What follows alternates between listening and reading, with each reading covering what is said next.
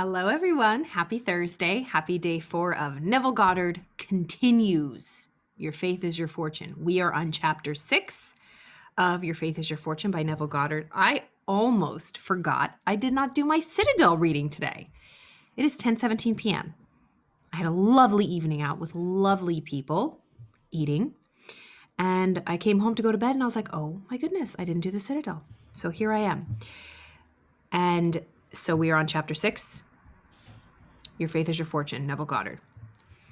All things were made by him, and without him was not anything made that was made. This is a hard saying for those trained in the various systems of Orthodox religion to accept, but there it stands.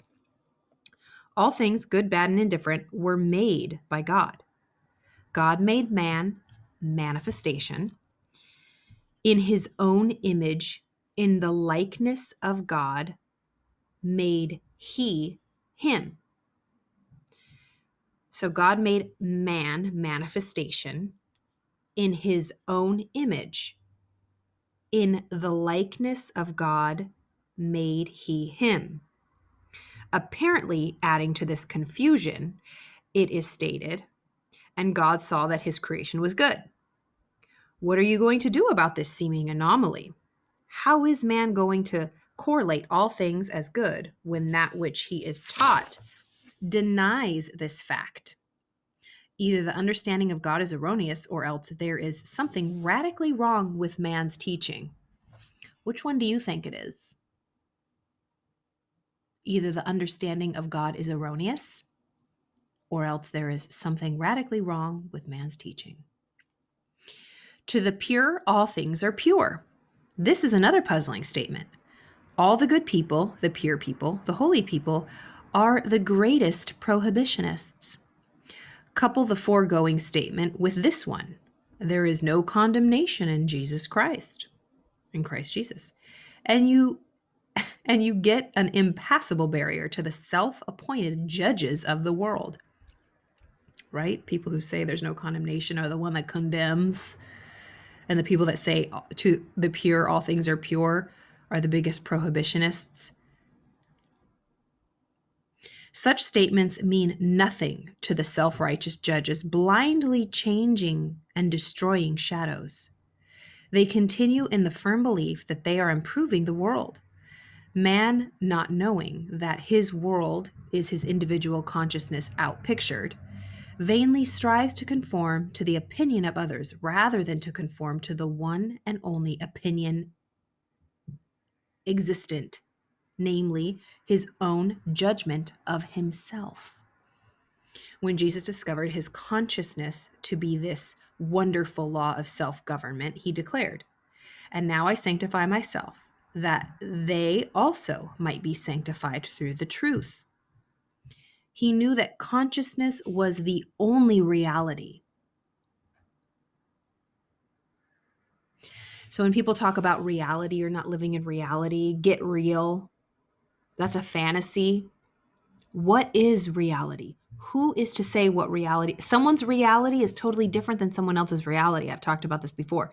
When you look at people and you're like, oh, they're living in their own world. Yes, they are. We truly create it. And I'm sure you've been around people.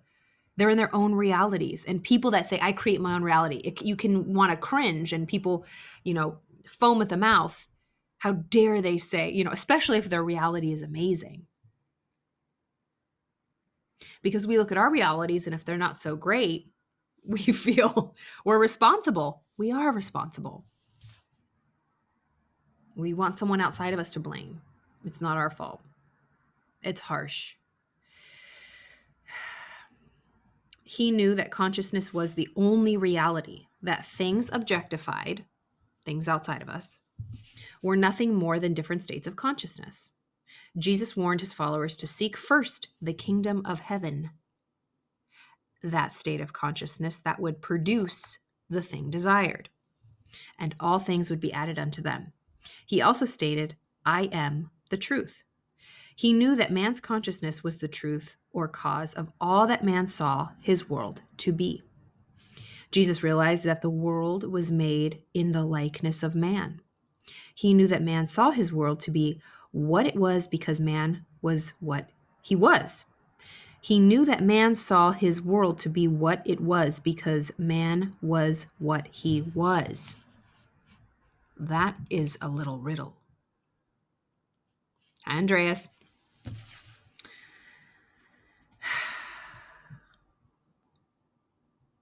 In short, in summary, man's conception of himself determines that which he sees his world to be. So, in conclusion, how we conceptualize ourselves, how we make sense, the narratives we tell ourselves determine what we're going to see in our world. All things are made by God, consciousness. So this whole Neville Goddard thing, and I really do wonder people who are like watching this, like when I use these words like God and Jesus and Lord, Neville Goddard is taking these, these words, these biblical things, and really reinterpreting them in the way that makes so much sense, but yet is so far out from what we've been taught or have tried to run so far away from being taught. Even the words God, Jesus, Lord, or Father are so triggering, but he's saying, and a lot of psychologists say this too. And I remember I was telling some friends, when I first looked up the word psychology, it meant the study of the soul, the study of the spirit. And just as, I was saying, think of your anatomy totally different from here on out. You know what I'm grabbing, my little picture. Forever, your anatomy completely different. Your heart is just a sack of molecules. It's an organ. That's not really where our love is. Our love isn't in our heart. Our love is, you can't see our love. Our love is everywhere. And our mind is not our brain. The mind and the heart aren't organs. The mind is not the brain. You cannot see the mind. Hi, Yesenia. Yes, this is the study club, sister. So the mind is not the brain. The mind is not an organ. And the heart is not an organ. This is just to draw, just so we could get some sort of idea of what the mind is. We draw this. This is the mind. We have two parts, the conscious thinking mind and then the subconscious. This is where our heart is, our soul, in the psyche, in the subconscious. This is so powerful. Forever, remember, your mind and your heart are what run our lives, and they are not organs, and they can't be seen. That drawing I just showed is something to help understand. And we should all be taught this in school, but people we've been programmed for thousands of years, literally, to think a certain way and to interpret even good books like the Bible or the Quran or the Kabbalah or whatever. Man gets a hold of it and twists it. I was having this conversation with my mom. Think of the game of telephone. When you were in grade school and you sat down with even 5 friends or 10 friends and you whispered something, it would be something totally on the other. At the end of it, it was always so jumbled and didn't make sense. So passing down these books and writings and lessons and interpretations of, the Bible, a lot of it got lost in translation. And don't underestimate, the ego of human beings trying to use things like this for power and for control. So all things are made by God, consciousness, and without him, there is nothing made that is made. So all things are made by God. All things are made by our consciousness. And without him, without the consciousness, nothing that is made was ever made. Creation is judged good and very good because it is the perfect likeness of that consciousness which produced it. To be conscious of being one thing and then see yourself expressing something other than that which you are conscious of being is a violation of the law of being. Therefore, it would not be good. So to be conscious of being one thing and then see yourself expressing something other than that which you are conscious of being is a violation of the law of being. How much have you ever violated yourself? I have And it feels terrible. For example, I've been very open with, in the past, I have struggled with like addiction, like drinking. And in my mind, to be conscious of being one thing, I'm a smart, conscious person who loves to study and to learn and to be sober of mind and to be aware. Okay. To be conscious of being one thing, sober, and then to see myself expressing another thing different from which I'm conscious of being is a violation of myself. So when I gave in to those temptations and I got drunk, or I just, that's a violation. I'm violating it because I'm thinking one thing and I'm doing another. That's that knowing doing gap. How many times do we do things that we don't want to do, that we say we're going to do one thing and we do something else? The law of being is never broken. Man ever sees himself expressing that which he is conscious of being. Be it good, bad, or indifferent, it is nevertheless a perfect likeness of his conception of himself. It is good and very good. Not only are all things made by God, our consciousness, all things are made of God, of consciousness, of that energy. And I know it sounds so lol. I think I said yesterday I went down a rabbit hole of physics, the study of matter, things, masses, matter, weight, density, matter. And then quantum physics is, quantitative, down to the smallest particle. And then they, the whole, the double split experiment. The smallest particle, it's a wave and a particle, the wave particle duality. It's both, the seen and the unseen, the solid and the formless, the contained and the limitless. At the micro level, that's what every single thing on this earth is made of. It's trippy. Go down a quantum physics rabbit hole. This stuff will make so much more sense. The law of being is never broken. Man ever sees himself expressing that which he is conscious of being. We read that. Okay. Not only are all things made by God, our consciousness, but all things are made of God, of consciousness. All are offsprings of God, consciousness. God is one. Consciousness is one. I'm sure you've heard of the collective consciousness. We're all connected. Things or divisions are the projections of the one. God being one, he must command himself to be the seeming other, for there is no other. The absolute cannot contain themselves within itself. That is not itself. If it did, then it would not be absolute. The only one.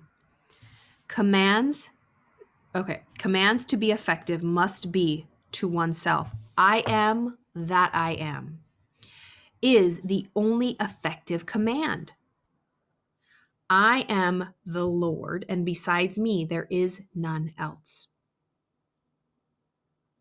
You cannot command that which is not. As there is no other, you must command yourself to be that which you would have appear. Let me clarify what I mean by effective command. You do not repeat like a parrot the statement, I am that I am. Such vain repetition would be both stupid and fruitless.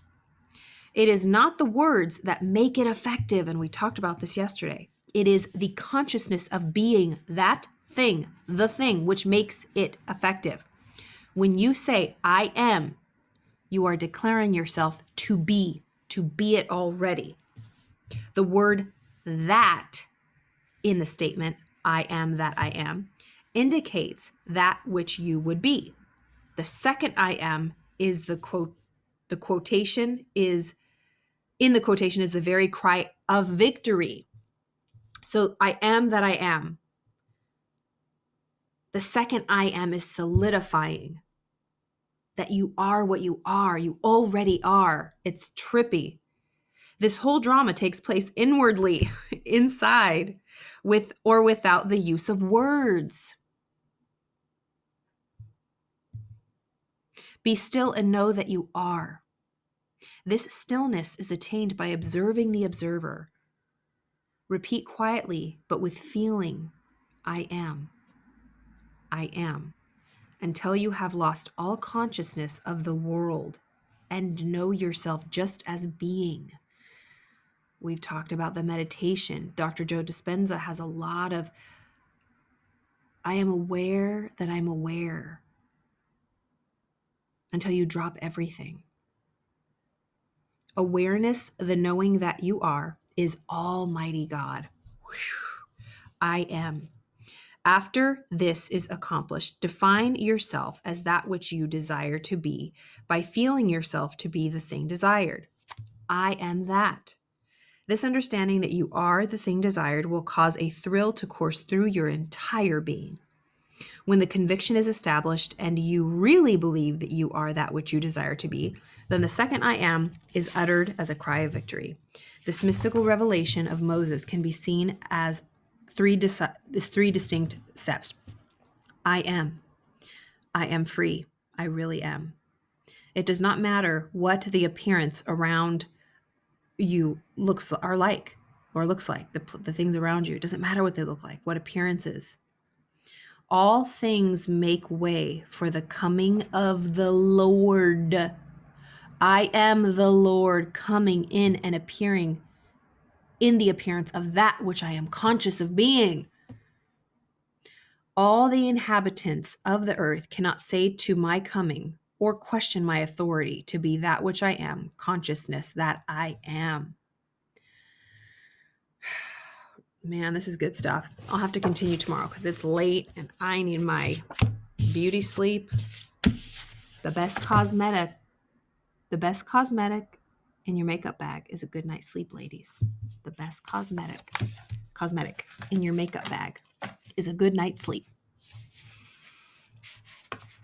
Thank you all, as always, for listening. And I hope you have a wonderful evening. I had a wonderful Thursday. Thank you again for everyone that came tonight, 5:00, my mindfulness and mindset. I love just sharing what I know, what I'm learning. It helps me solidify it even more when I share what I'm learning with people because I love this quote. You don't know something until you can explain it to somebody else in a way that they understand. So that's what I achieve to do every week. So next week is the last week of mindfulness on Thursdays, 5:00 Pacific, 8:00 Eastern. The Zoom link is here. It's the same Zoom link anywhere you find a Zoom link here. Or if you want to message me to get it, I'll send it to you. And so next Thursday is the last mindfulness and mindset. But I'm sure I'll do stuff like this again. But it was such a good one today. And I thank you guys all for showing up. And I hope you have a wonderful evening. I'll see you tomorrow for day 5. And we'll do some more Neville Goddard. So thank you so much. I'll see you guys tomorrow.